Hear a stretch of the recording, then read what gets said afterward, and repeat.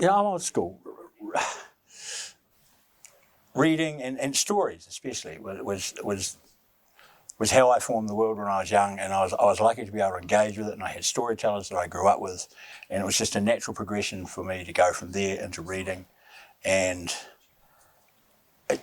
that the stories recorded. The idea that you can expose yourself to someone else's experience just by sitting down and looking at a page with some primitive symbols on it, and your brain's doing a whole bunch of stuff that's good for it, and you're getting a buzz out of it, and you're learning a whole heap of stuff. I mean, come on, it doesn't get any simpler. Getting love of reading at a young age is incredibly important, and I was lucky. I had a reading role model who was my grandfather. And not being a super social kid or super sporty at a young age, books with my friends.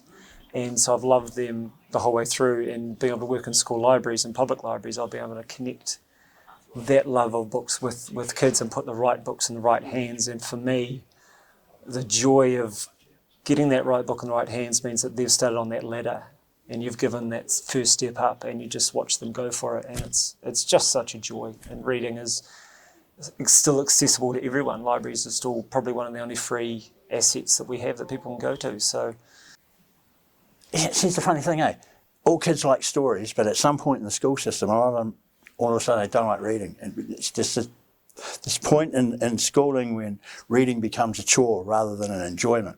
And it's about the utility rather than the creativity and the imagination that comes with it. That point there, if you can extend that, the fun bit, and at the same time just creep in the utility.